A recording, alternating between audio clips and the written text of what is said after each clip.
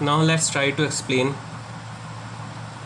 the process of change of phase, for example latent heat of melting, using the kinetic model.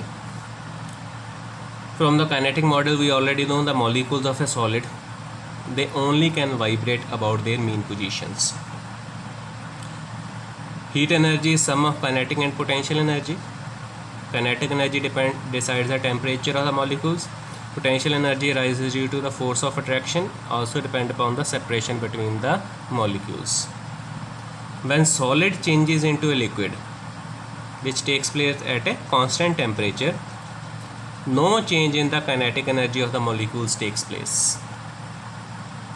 This means that if no change in kinetic energy is taking place, only energy that is changing, that is the potential energy. And now in this case we are converting a solid into a liquid. Ice is getting converted into water, and we know that molecules in the liquid state are more free as compared to that of molecules in the solid state. This means that separation between the molecules is increasing. So if molecules have to be separated from each other, the molecular force of attraction between them has to be decreased.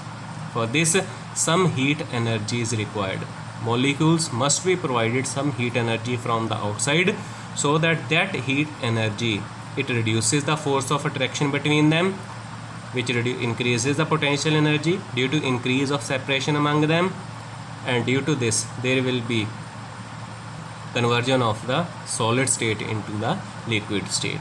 So during the conversion of conversion of a solid into liquid, that is during the melting process, temperature, kinetic energy does not changes, they remain constant.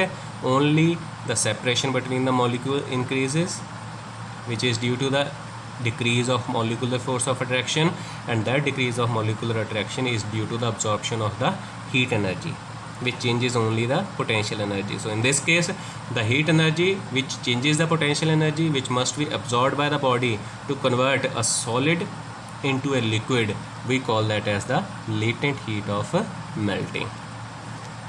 Now one thing you have to remember, when solid get converted into a liquid, the increase in the volume is negligible. When a solid gets converted into a liquid, there is almost no increase in the volume of the material. This means that whatever heat energy you provide to the substance, the whole amount of heat energy is used for the melting process, because normally substance expand on heating, but when a solid melts, increase in the volume is almost negligible. So volume of the solid material and the liquid material, they are the same.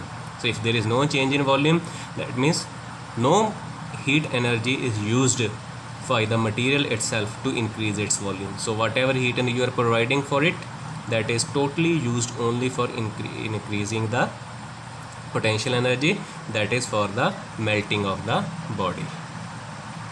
So for increase of potential energy of molecules, the energy we are providing, we call it as the latent heat of melting.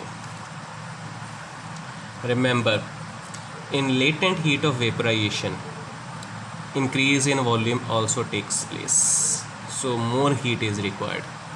So if we compare conversion of a solid to liquid with the conversion of a liquid to a gas, you have to understand one important difference, that when a solid get converted into a liquid, the increase in the volume is negligible.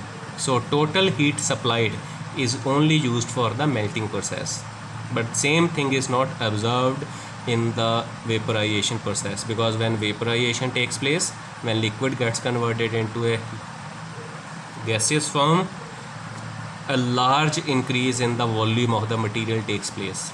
This means that whatever heat energy you are providing for the vaporization to occur, some part of that is used for increasing the volume, and some part is used for the conversion of the liquid to the gaseous state. So in this case, more amount of heat energy we must provide to the material so that it can convert from liquid to the gaseous state. So always remember, specific latent heat of vaporization is always greater than the specific latent heat of melting. That means If we convert 10 gram of solid ice into 10 gram of liquid water, heat energy required will be specific latent heat of melting. Now when same 10 gram of liquid water is converted into the 10 gram of gaseous vapors, that means steams of the liquid water, their mass will remain the same, but in this case there will be a huge increase in the volume.